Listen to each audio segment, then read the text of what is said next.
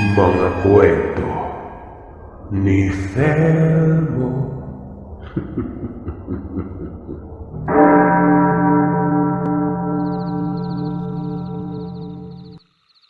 Panganay sa 5 magkakapatid si Azor, na sa mga panahong yon ay 15 taong gulang pa lamang. Subalit ito ay literal na masipag, dahil maaga itong nagbanat ng buto para sa mga kapatid at magulang. Ang nanay kasi ni Azor ay may sakit sa puso, at ang ama naman nito ay isang driver ng bus sa bayan. At kung umuwi, nasa 2 hanggang 3 beses sa isang linggo lamang. Kumbaga, alternate ang uwi nito.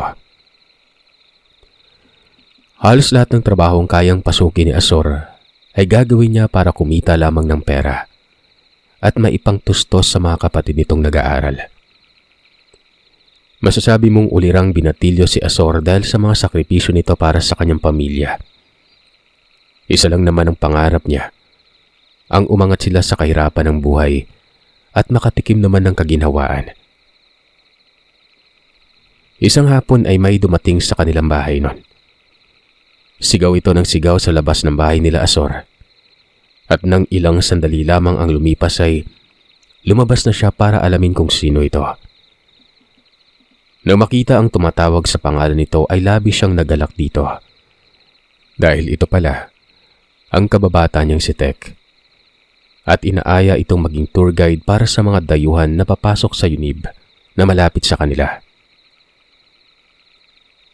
Kung hindi niya na itatanong, Sir Seth, sa lugar kung saan nakatira sila Azor, ay may 2 kilalang mga yungib o kuweba. Lahat yon, sikat na sikat sa kanilang lugar dahil sa mga magandang rock formation at napakalinaw ng tubig na makikita sa ilalim. Subalit ang loob ay may pasikot-sikot na mga pasukan at labasan na kung hindi mo mamarkahan o tatandaan ay tuluyan kang maliligaw.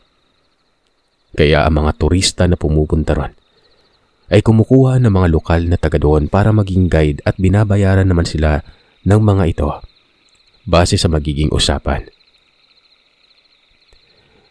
Nang marinig ito ni Azor, mabilis itong sumama kay Tek.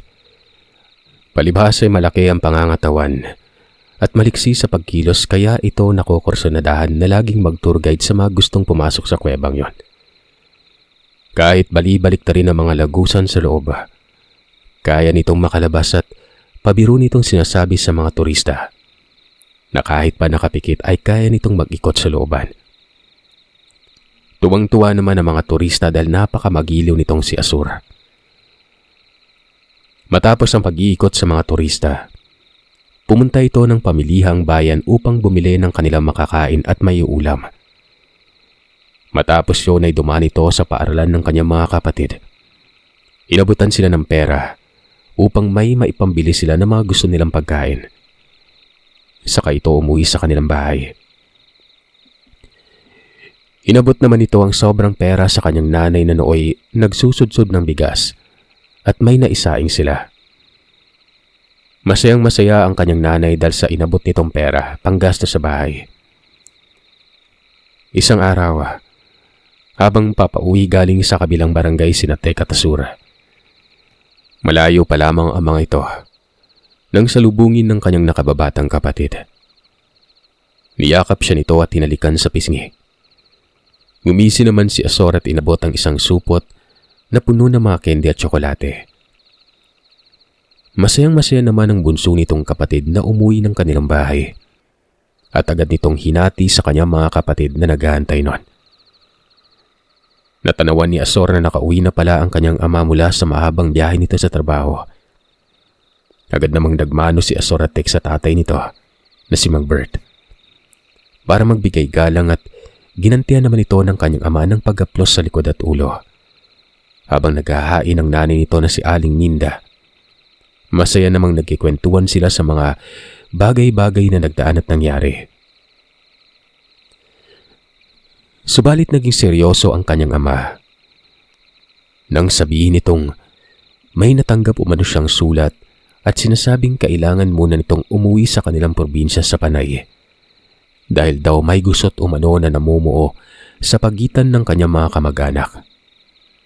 At dahil ang ama nito ang panganay sa pamilyang yon, ay kailangan nitong siya mismo ang humalili sa mga magulang nitong matagal na maalam sa mundong ibabaw. Pumayag naman ang kanyang asawa dahil ito pala ay usapin ng magkakamag-anak. Sinabi naman ni Mang Bert na isasama niya si Asur at si Dong na sumunod na kapatid ni Asur. Nang sa ganon ay hindi mahirapan ng kanilang ina sa pag-aalaga sa 3 pang maiiwan. Sinabi rin naman ni Aling Minda na huwag silang mag-alala dahil pasasabihan niya ang kanyang nakakabatang kapatid na doon muna tumuloy sa kanila upang may katuwang naman ang ginang sa mga gawaing bahay. Ngumiti naman si Mang Bert na marinig ito at sabay inabot ang isang bugkos ng pera sa ginang. Gulat na gulat ang mag-anak na makita ang ganon kalaking halagang pera at agad ay napatanong si Aling Minda kung saan ito nakuha ng asawa. Sinabi naman ng asawa nito na ipon niya ang perang yon at kung kakapusin yon ay handa ito muling magpadala upang may maigastos si Aling Minda sa bahay nito. Labis na natuwa ang ginang nang marinig niya ang mga salitang yon. Makalipas ang 2 araw, lumakad na sila Asor, Dong at si Mang Bert. Malayo ang probinsya nila at aabutin sila ng halos 2 araw bago makarating doon. Kaya minabuti nilang magdala ng mga pagkain at inumin na sasapat sa durasyon ng paglalakbay. Nang makasakay na sila ng barko at makakuha na ng kwartong tutuluyan, habang nagpapalit ng damit ang kanyang ama ay nakita ni Asor at Dong kung bakit napakaraming sugat ng ama nila. Kaya napaisip sila na baka naman ito ay na-aksidente nun. Minabuti nilang magtanong dahil sa kuryosidad. Ngumiti naman ang kanilang ama at sinabing, "Kung may kikwento ba ako sa inyo, maniniwala kayo sa akin." Matatas nitong tanong sa 2 anak na naguguluhan at halos sabay naman silang sumagot ng, "Opo ama, bakit ka naman namin pagdududahan?" Sa puntong yon ay napangisi si Mang Bert nang marinig ito at sinabing, "Tutal naman ay matatanda na kayo at nakakaintindi na ng mga bagay-bagay. Ikikwento ko ang tunay kong buhay." Lalong naguluhan ang magkapatid nang marinig yon sa ama. Kaya umupo ang 3 at nagsimulang magkwento si Mang Bert. Ayon sa kanya, nung bata pa umano siya ay maaga siyang namulat sa lihim ng mundo. Mga nilalang na hindi kapani-paniwala, mga dasal, mga buhay na salita, at mga gamit na kung tawagin ay mga mutya, medalyon, talandro, libreto, habak, mga lanahan at marami pang iba na may kinalaman sa mga bagay espiritual. Ang kanyang ama umano, ang pinakamalakas at leader ng kanilang pamilya. Kaya hinubog sila nito sa mga ganong paniniwala. Nang lumaki na si Mang Bert ay nakilala niya naman ang tiyo niya na kapatid ng kanyang ama. At ito mismo ang nagturo sa kanya ng mga dapat niyang malaman. Dahil ang ama niya noon ay abala sa mga pagsaayos ng gusot ng kanilang lugar. Lalong pinaglinang ng tiyo niya ang kanyang potensyal na lakas at galing nun. Hanggang sa tumuntong siya sa 18, isinama na siya ng tiyo niya para manugis ng mga aswang sa iba't ibang bayan. Ang kanilang angkan umano ay kilala bilang manunugis at takapuksa ng mga nilalang ng dilim. Ang totoo pa nito ay hindi talaga umano nagmamaneho ng bus ang kanyang tunay na trabaho. Dahil siya ay isang manunugis kabilang sa pangkat ng kanyang tiyuhin, sa kanyang tiyo Banong, na kilala sa pangalang Punyal. Ito ang pangalan ng grupo o pangkat nila. Ipinakita pa umano ng kanyang ama ang tattoo nito sa kanyang dibdib. Nanlaki naman ang mga mata at halos kiligin ng 2 anak nitong kuhang-kuha niyang atensyon. Saka nagpatuloy ang ama. Noong nakaraang linggo nga daw bago ito umuwi sa kanila, ay may natanggap siyang sulat mula sa kanyang tiyo Banong na may isang aswang na nambibiktima sa mga residente ng isang bayan sa Tugigaraw. Agad niya itong pinuntahan at doon ay nakita niya ang kanyang dalawa pang kasamahan na nag-aabang sa kanya. Isinama siya nito sa kanilang tinutuluyan. Matapos sa maghapon ay nagsimula na silang kumalap ng mga impormasyon patungkol sa aswang na yon. May iilang nagsasabi umano na ito ay isang babae na nakatira sa tabing ilog sa kasukalan ng gubat. Agad umano nilang mapapansin ang bahay nun dahil ito ay nag-iisa lamang sa lokasyon na yon. Matapos ang araw na yun ay tinungo nila ang 3 bahay sa nasabing lokasyon. Ilang oras din ang lumipas nang marating nila ang nasabing ilog pero walang bahay na naroroon. Kaya ang kasama niya umanong si Henel ay nagdikdik ng abo, sunog na bao na walang mata at ginawang pulbos nun. Naglagay siya ng kakarampot sa kanyang palad at inihipan ito upang matunton ang kanilang pakay. Habang nag-uusal si Henel ng mga orasyon ay nagsimulang dumilim ang paligid. 11:00 ito ng umaga pero parang 6:00 na o 7:00 ang itsura ng kapaligiran. Sa puntong ito ay inilabas niya ang kanyang mutya ng trabungko. Ang mutya ng trabungko ni Mang Bert ay hindi ordinaryong mutya na nakukuha sa pangangalaga ng mga ahas. Iba ang trabungko nito dahil ang nangangalaga umano nun, mga puting buhaya. Ayon sa mga matatanda, ito umano ang magbibigay sa iyo ng kakaibang lakas, liksi, tibay ng katawan. Makakaintindi ka ng mga lingwahe ng mga ahas at buhaya pero ang pinakatatangi-tanging lakas nito ay hindi ka tatablan ng kahit anong uri ng lason at kaya mong gumamot ng mga taong nalason. Matapos ilabas yon ng kanilang ama, umusal siya ng ilang mga orasyong pamproteksyon at panlaban sa masasamang nilalang ng dilim. Habang lumulutang ang mga abo ng baon ng niyog ay hinahanap nito ang pakay na aswang. Nag-orasyon ito ng sabulag at isa ito sa mga paraan na ginagawa nila upang matuntun kung saan nagkukubli ang mga kalaban na yon. Daglian umano silang napatigil nang biglang magsidikitan ang mga abo sa isang punong kulay berde. At nang madikitan ito ng sandamakmak na abo na yon, naging kung anong itim ito. Bigla umanong bumukas ito, dahilan para magulat sila at dumepensa.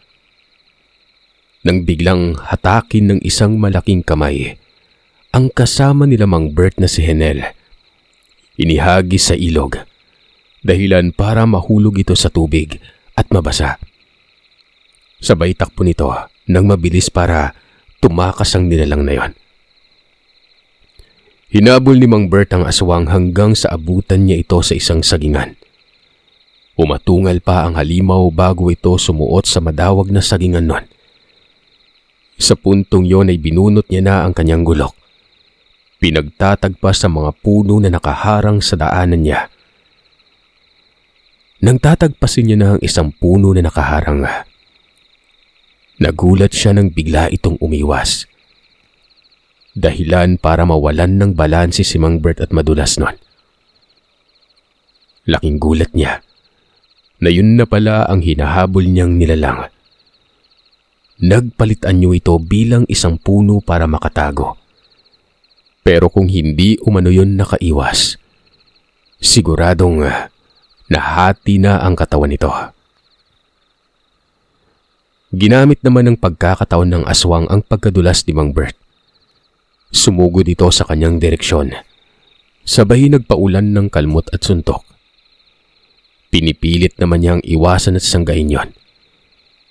Nang biglang may humatak sa balikat ng nilalang, dahilan para mabulaga ito. Nakita niya muli si Henel sa kanyang harapan. Inundayan ni Henel ang nilalang ng ilang pang-ulit na sabay-sabay na tadyak papalay. Saka naman inabot ni Henel ang kamay ni Mang Bert upang ito'y makatayo na.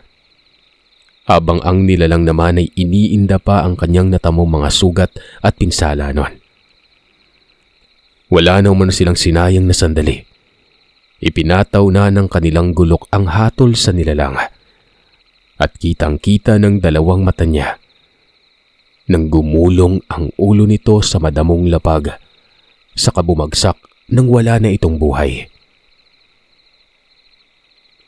Matapos ang misyon nila noon, ay hinugot ni Henel ang isang bote sa tagiliran nito upang ibuhos sa katawan ng halimaw.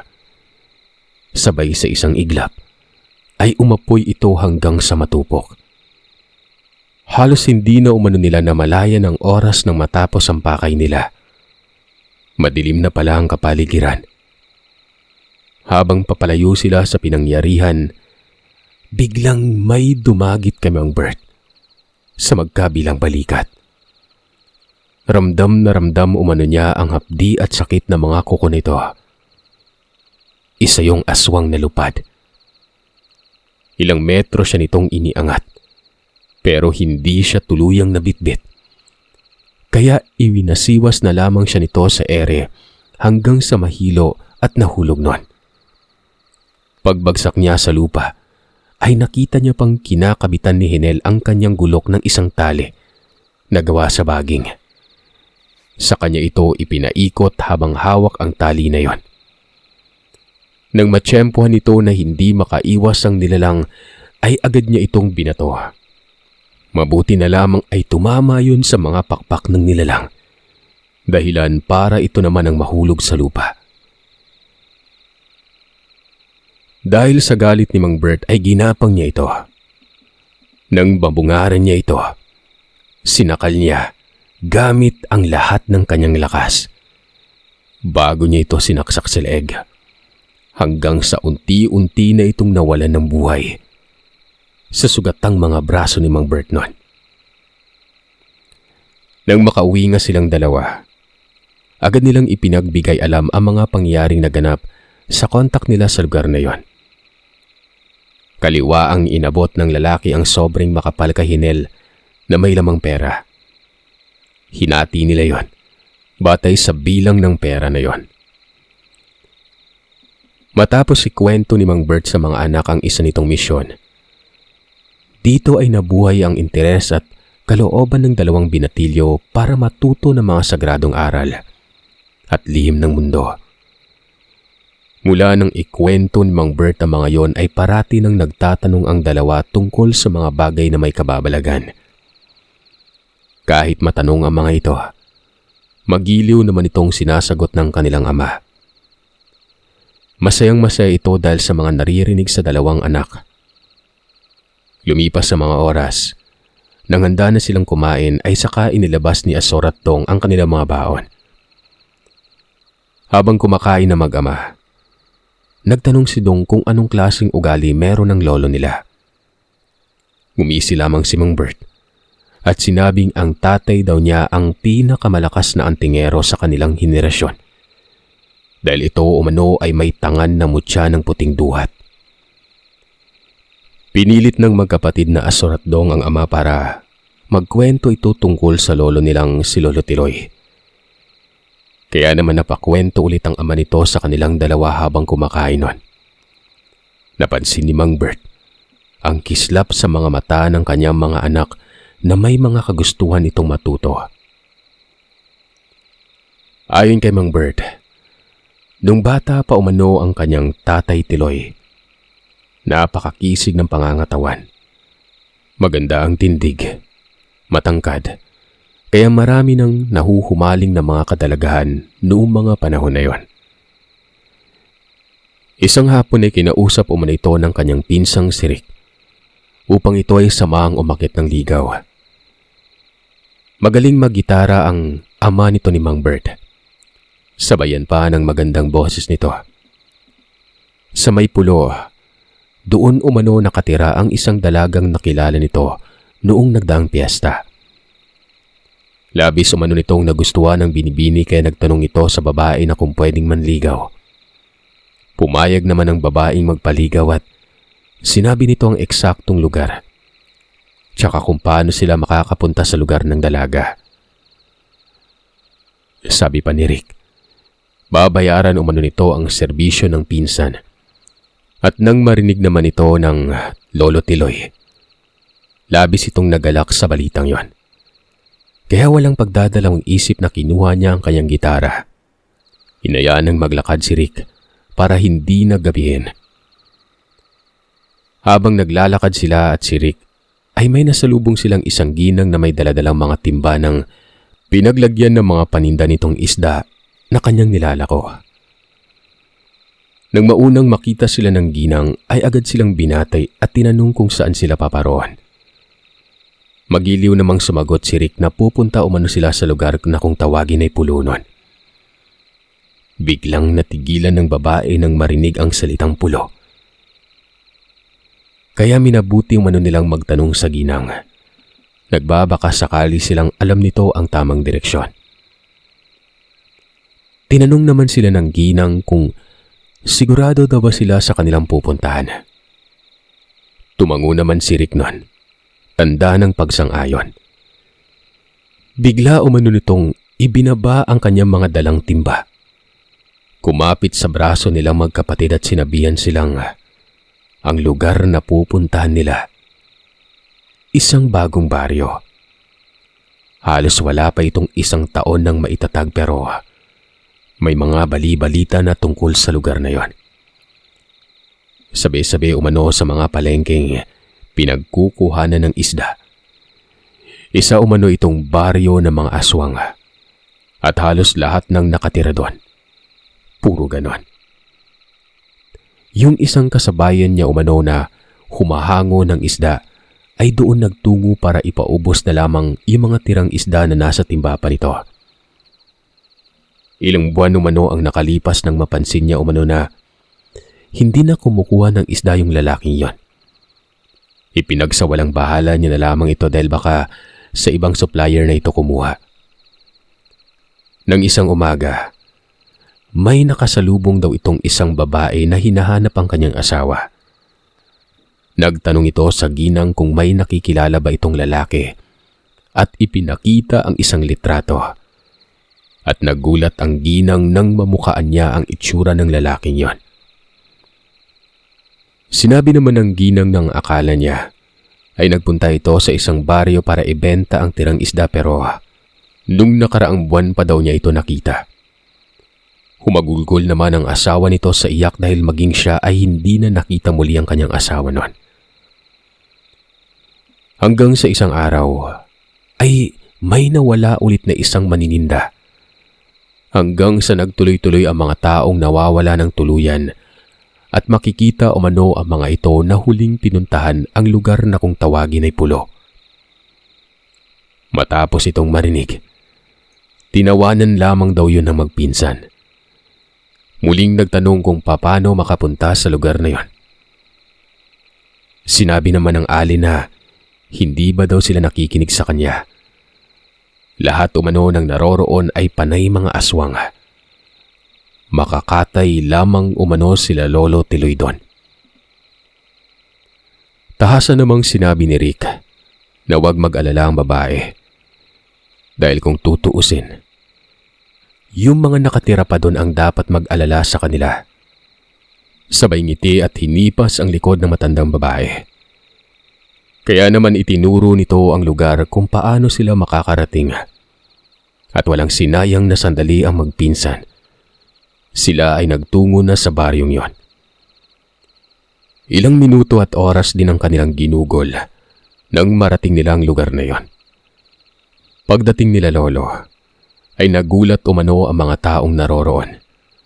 Dahil sabi umano ng Lolo Tiloy, nakita nilang nakaupo ang karamihan sa lapag pero nang sila ay makikiraan ay dahan-dahang nagsitayo ang mga yon na nakatingin sa kanilang dalawa ni Rick. Kaya binilisan na lamang nila ang paglalakad para marating na ang bahay ng liligawan nito. Sa hindi kalayuan ay may isang lalaking lumapit sa kanila at tinanong kung ano ang ginagawa ng mga ito sa lugar. Sinabi naman ni Rick na may hinahanap umano silang isang bahay dahil manghaharana sila. Agad namang bumulong ang lalaki na umalis na sila habang may liwanag pa dahil kapag inabutan sila ng dilim doon ay baka hindi na sila makakalabas na buhay. Ngiting aso lang naman ang ipinakita ng dalawang magkapatid.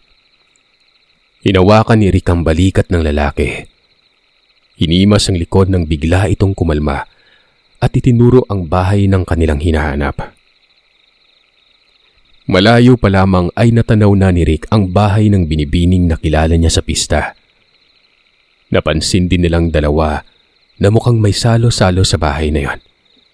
Kaya lalong nagmadali ang mga ito. Nang dumating na sila sa mismong bahay ay nagpakilala silang magpinsan at naroroon para mangharana.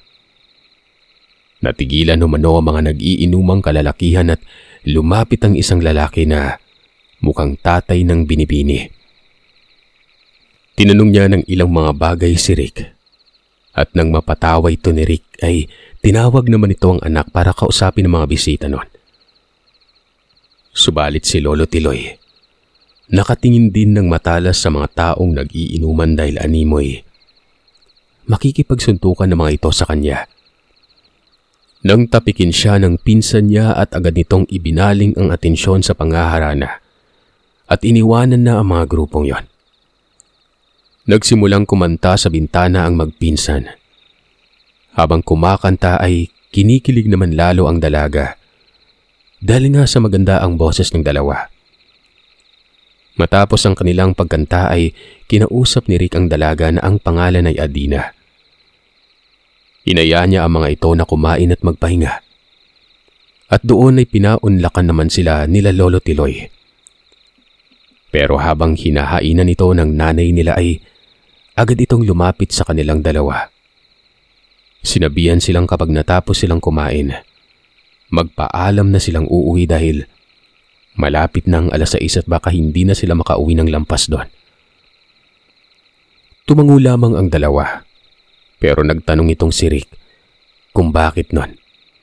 Dahil gusto pa niya makasama ang dalaga at makapag-usap sila ng matagal. Sinabi nito na sa ibang araw na lamang umano sila mag-usap nun. Agahan nila sa mga susunod na pagpunta.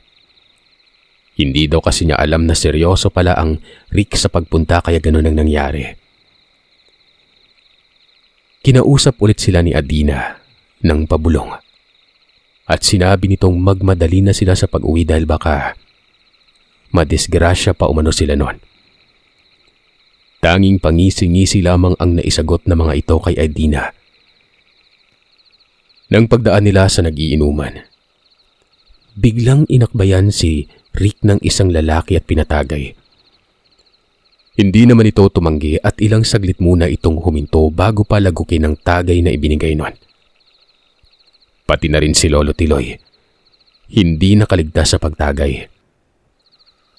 Gaya ni Tio ay saglit din itong huminto bago lumagok, habang ang isang tagay ay nasundan pa ng isa, hanggang sa umupo na sila sa nagiinuman. Ngatal na ngatal naman umano si Adina dahil halos 6:00 na. Kailangan nang umuwi ng kanyang mga bisita. Pero nang magsasalita ito ay pinanlakyan ito ng mata ng kanyang kuya. Dahilan para ito ay tumahimik nun. Mabilis na lumipas ang oras at hindi yun napansin ng dalawang magpinsan at ilang tapayan na rin ng alak ang kanilang naitaob. Nang mapansin nitong hindi na nag-iinom ang mga kainuman nila. Doon ay nagtanong ang tatay ni Adina kung hindi ba sila natakot sa mga kwento sa kanilang bayan. Walang kagatol-gatol na sinabi ni Rick na bakit umano sila matatakot. Bumanat naman ng ama ni Adina ng dahil ang lahat ng mga taga-ron. Aswang.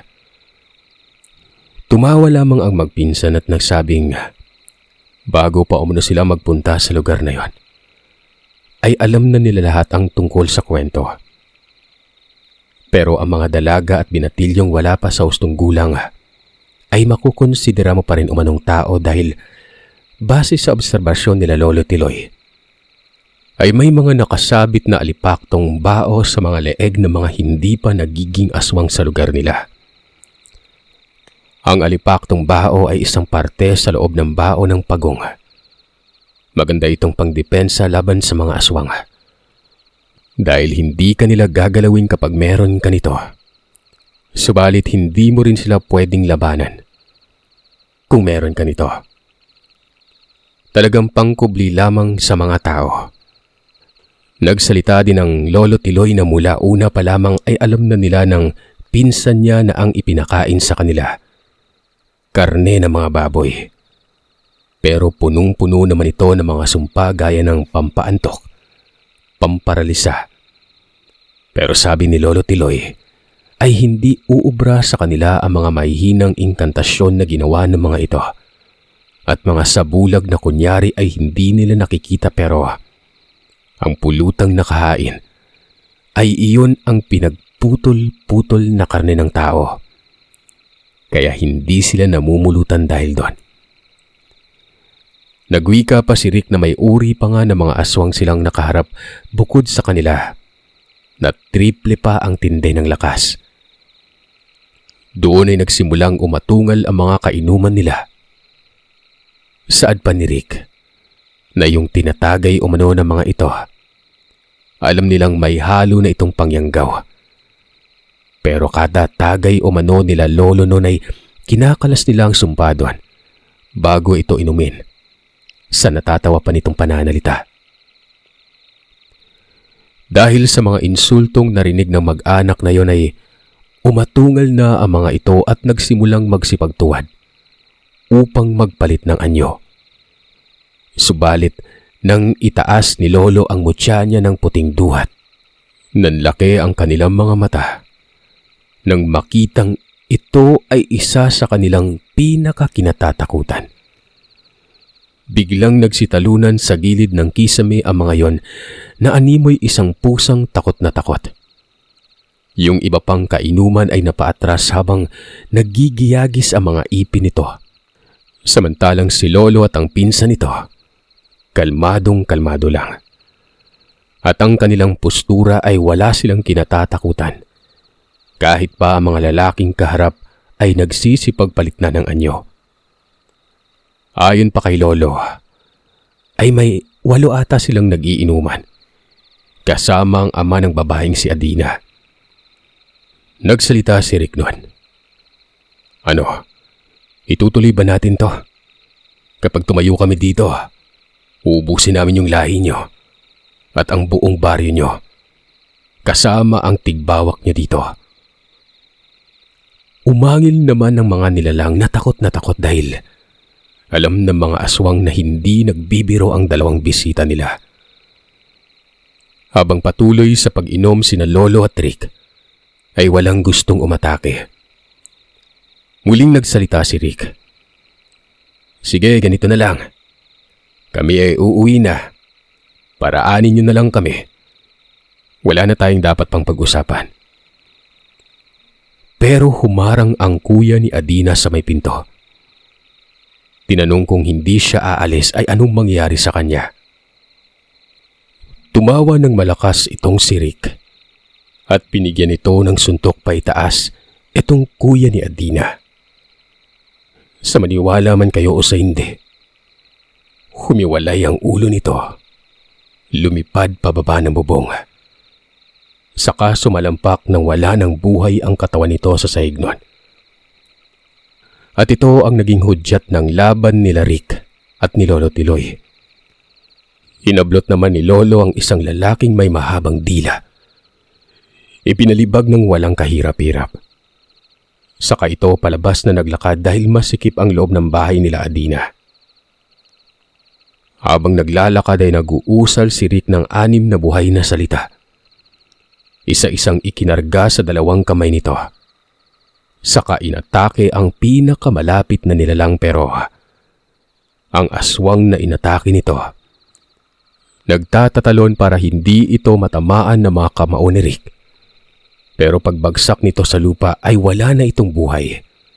Dahil sa inatake ito ni Lolo Tiloy ng isang tigalpo. na agad nitong ikinamatay. Sabay-sabay namang sumugod ang mga nilalang nun na naroroon sa dalawang magpinsan. Pero isa-isa nila itong pinag-iitsa. Hinahagis na tila mga bata lang. Walang magawa ang mga magulang ni Adina kundi umangil na lamang dahil hindi sila makasugod sa takot. Takot sila sa mutya ni Lolo. Kinuha naman ni Lolo ang kanyang punyal na minana pa nito sa kanyang lolo at agad inusalan ng mga inkantasyon. Matapos ito ay nagkaroon umano ng kulay asol ang punyal at saka umatake ng napakabilis si Lolo nun. Habang si Rick naman ay iwinasiwas ang isang matabang nilalang. Sa kanito ibinato sa isang puno. Nabuwal ang punong yon dahil sa lakas ng pagkakaitsa nito. Napapansin ni Lolo na parami ng parami ang kanilang mga kalaban pero alam naman nila sa kanilang mga sarili na kayang-kaya nila itong tapatan kung espiritual na lakas at pondo ang magiging basihan. Matapos makipagbuno ang magpinsan, agad silang tumakbo sa gitna ng baryo dahil halos lahat na ng aswang ang sinisilo sila. Pero hindi naman makadikit ang mga ito dahil sa bakod pang kalahatan at poder ng lakas sa kanilang ikinarga. Habang nakikipagpalitan ng dalawang magpinsan ng mga atake sa mga aswang sa baryong yon, ay biglang may bumulusok na isang nilalang na kinukubli ng dilim. Hindi ito maaninagan ng Lolo at Rick at kaya naman lumapit sila. Habang palapit ang magpinsan ay napansin nilang nagsisitabihan ang mga nilalang na nakatunggali nila nun at may pinadadaang kung sino. Nang mabungaran ito ni Rick, nahintakutan ng mga ito dahil sa malademonyo ang tigbawak sa baryong yon. At indikasyon ito na malakas at matindi ang kanilang mga kalaban. Paglapit ng 3 tikbawak na aswang, umatungal ito at sinabi na huwag nang makikialam ang mga kauri nito dahil masyadong malakas sila Rick at si Lolo para sa mga abilidad nila. Maya-maya pa ay merong bumagsak nun. Nang lingunin ni Lolo kung ano ang bumagsak ay labis itong napangiti nang makita nito ang isang pamilyar na muka. Ang kanyang ama. Ang tatay ni Lolo Tiloy ay ang kasalukuyang pinuno ng samahang punyal. Ngunit sa pagtagal-tagal ng panahon ay unti-unti itong tumanda at humina. Pero ang abilidad na meron nito ay buhay na buhay pa din at nag-uumapaw pa din ang lakas espiritual. Dahil tanga nito ang isa sa pinakamataas na mutya ng kalikasan. At ito, ang mutya ng kalayo o puso ng apoy.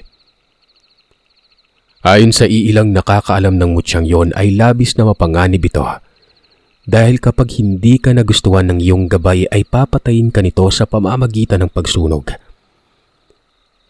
Ang sabi-sabi pa na kapag ito umano ay nabuksan mo sa pinakamataas na antas, ay magagawa mong makontrol ang apoy at makalikha ng mga nilalang na nagliliyab para maging kasangga mo.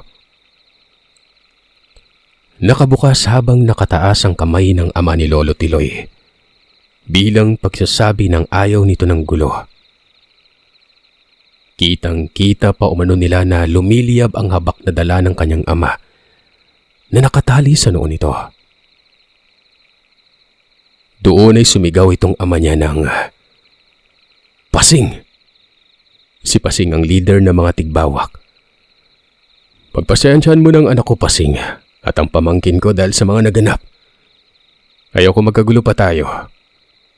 Hinayaan ko kayong tumira dito sa isang kondisyon na hindi kayo manggagalaw na mga inosenteng tao. Pero ayon sa mga tauhan ko, ilang tao na ang kapag naligaw dito ay hindi na nakakabalik. Gumanti ng tawa ang halimaw at nagwika dito sa tatay ni Lolo Tiloy na si Marshall. Wala ka na ba sa katinuan mo, Marshal? Kailangan naming kaming mga aswang ang maghahari dito sa buong bayan at sa buong panay. Tumawa lamang si Lolo Marshal dahil sa narinig at nagwikang, maawa ka naman sa mga kauri mo. Ang iba dyan ayaw ng gulo. Iba, literal na inosente sa mga gawain nyo. Doon ay pasinghap-singhap na lamang si Pasing dahil sa mga narinig. Sa anak ko pa lang at pamangkin na pumunta dito, nagkanda leche-leche na kayo. Kung ang buong punya lang sumadya dito, sa tingin mo, anong magiging resulta? Natahimik ang tigbawak dahil ayaw nitong may mangyaring ganon. Kaya sumigaw si Lolo Marshal na simula bukas, ayaw niya nang makita sila doon sa baryong yon. Kung hindi ay mapipilitan silang ubusin ang lahi ng mga ito. Takot na patango-tango ang tigbawak sa sinabi ng Lolo Marshal. At inutusan sila Lolo at si Rick na umuwi na para hindi na madagdagan pa ang gulong nangyayari. Matapos itong ikwento ni Mang Bert sa mga anak niya, labis-labis naman ang pagkabilib nito sa ama ng Lolo Tiloy nila, na dati palang leader ng grupong punyal na manunugis ng mga aswang sa panay. Madaming tanong ang namuo sa isip ng dalawang binatilyo. Halos lahat ng tanong na yon ay pinilit sagutin ng ama niya. Matapos silang kumain ay tinanong nila ang kanilang ama kung pwede daw ba silang mag-aral ng lihim na karunungan. Kagaya nito. Ngumiti lamang ang ama nila at binigyan sila ng mga bagay na dapat gawin bago pumasok sa mundo ng espiritual. Inabutan sila ng kanilang ama ng tig-isang libretong itim. Kailangan umano nilang mapagana ito bago pa pumilog ang buwan. Dahil kapag hindi nila ito nagawa, ay mamamatay ang gabay ng libretong itim na yon. Agad namang ginawa ng magkapatid ang lahat ng kanilang makakaya para magtagumpay sila sa gusto. Pero pinaalalahanan sila ng kanilang ama na hindi lahat ng tao ay para sa ganung paniniwala. Huwag sasama ang loob ng isa man sa kanila kung hindi nila mabuhay ang kanilang libretong itim.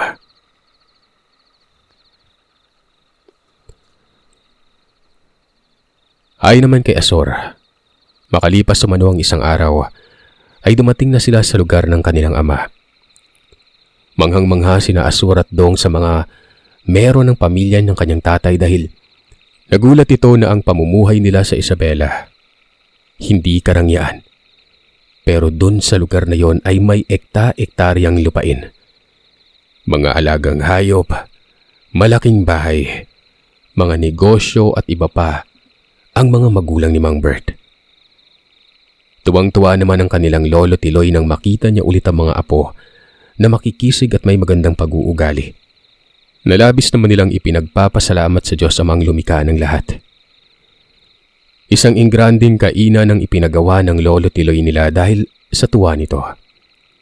Masayang-masaya ang lahat, lalo nung ipinakilala ni Tatay Bert ang pinsan nitong si Tio Rick, na halos kamukha na isang artistang si Eric Davao umano. May mga anak na rin ito na halos kaidaran nila ni Dong. Nakapalagay ang loob nila ito sa loob lamang ng maiksing panahon. Iisa lang umano ang gusto nila noon, ang matuto ng mga espiritual na paniniwala at ang paglilinang ng lihim na karunungan ng mundo. Sabay-sabay umano silang nagsanay magpipinsan para mabuhay ang kanilang gamit na pare-parehong ipinagkaloob sa kanila ng kanilang mga magulang. Nagpapalitan din sila ng mga kaalaman at kasanayan sa paggamit ng mga orasyon, mga buhay na salita at mga inkantasyon. Habang tumatagal umano ay nararamdaman nila ni Dong na sila ay unti-unti nang nagbabago at lumalakas. Ultimong ang mga pinsan nila noon. Kanila pang ginalingan para mapabilis ang pagbuhay sa gamit. Nang dumating na nga ang tamang panahon para malaman nila kung buhay na ba ang gamit nila noon, dito ay susubukin sila kung gaano na kalalim ang kanilang natutunan. Sa loob lamang ng isang buwan, dinala sila ni Dong, ang pinsan niyang si Alex at Vido, sa isang masukal na gubat para subukin sila noon. Makalipas ang 3 araw na pagpapagala-gala sa loob ng sukal ng gubat, ay nabuo nila Dong, Alex at Vido ang kanilang mga sarili at ang mga tanga na gamit. Nabuhay nila ang libretong itim sa itinakdang panahon. Isang umaga, maaga silang ginising ng kanilang tatay Bert upang sumama sa pagpupulong ng grupong punyal. Labis umano silang natuwa ni Dong dahil sa wakas ay makikita at makikilala na nila kung sino-sino ang miyembro ng samahan. At doon din magbibigay ng misyon ang lolo tiloy nila sa bawat miyembro para mapanatili ang balanse sa kanilang mundong ginagalawan. Hindi na niya muna umano ididetalya ang naging pagpupulong na naganap at kung ilang miyembro ang makakasali doon. Walang paglagyan ng kanilang kasiyahan nung binigyan sila ng unang misyon. Magkasama sila ni Dong sa misyon na ito dahil bawal lumakad sa isang misyon na mag-isa upang mabantayan din ang galaw at kilos ng bawat isa nun. Ang una nilang misyon ay sa isang bayan sa Zambales. Ayon umano sa kontak nila ay may isang uri umano ng aswang na hindi tinatablan ng mga alam nilang pangontra, kagaya ng asin, abo at iba pa, na sa tuwing mambibiktima ang nilalang na ito ay atay lamang ang kinakain at walang iba. Hindi din umano nito ginagalaw ang ibang laman loob ng biktima. Basta atay lang. Nagsimula silang magkalap ng mga impormasyon sa mga taong nakakaalam ng tunay nilang uri nun. Ayon sa iilan, ang tawag sa aswang na yon, ang maranhig. Sabi ng isang albularyo na kaalyansa nila, ito ay isang uri ng aswang na matagal na matay, pero dahil walang sumalo ng mutya nito, ay bumabangon ito para mambiktima ng mga inosenteng tao. Karamihan sa mga nambibiktima nito ay mga magsasakang papauwi pa lamang galing sa pagsasaka noon. Minsan ay mga batang inaabot ng gabi sa paglalaro at ang kadalasan ay mga lasing na umuuwi ng madaling araw. Matapos nilang malaman lahat ng mga bagay na yon, naghanda sila. Inalam din nila sa albularyo kung saan parati ito nang bibiktima. Nang sa ganoon ay doon nila aabangan ng nilalang at makorner nila. Inantay nilang magdilim. Pumesto sila sa matalahib na parte ng palayan. Habang nagkukubli ay may napansin silang isang babaeng patuwad-tuwad at animoy lilipad. Napabulong na lamang si Asor nun. Eto na, makakaharap na kami ng tunay na laban. Agad itong nanalangin para patnubayan sila ng Diyos Ama sa kanilang misyon. Tinapik niya si Dong para sabihin na siya na muna ay aalis dahil may isang uri pa ng aswang na kanyang kakaharapin. Dahan-dahan siyang lumapit doon sa lugar na nakitaan niya ng babaeng yon. Nang makita niya ang isang kahindik-hindik na itsura ng wakwak. Halos panawan siya ng ulirat nang makita niya ito ng malapitan. Sasalakayin na siya nito dahil sa pagkataranta niya ay nabitawan niya ang kanyang lanahan na langis. Kumukulo na sana ang loob nun at ipapahid niya sana sa kanyang dalang gulok. Biglang sumalakay ang nilalang at dumaan sa ulo nito na parang isang mabilis na bala ng baril. Humuni pa ito ng napakatinis. Sabi ng iba, ang wakwak ay kapag malakas umano ang huni, nasa malayo ito. Pero kapag ito ay humuni ng napakahina na parang papalayo, ay diyan ka magkakamali. Humanda ka dahil sasagpangin ka ng nilalang na yon. Ilang ulit na sumalakay ang wakwak sa kanya. Tinalasan niya ang kanyang pakiramdam, pero kulang pa ito. Dahil sa tuwing sa himpapawid na ang nilalang ay wala na siyang makita. Mistulang bulag na si Asor. Hanggang maya-maya pa, bigla na namang aatake ito ng isang mabilis na pagsalakay. At dahil wala siyang lana, itinarak niya na lamang ang gulok sa putik na palayan. Umusal ng mga buhay na salita. Binunot ito. Binasi niya ang tunog ng pag-atake ng wakwak para makatama ito.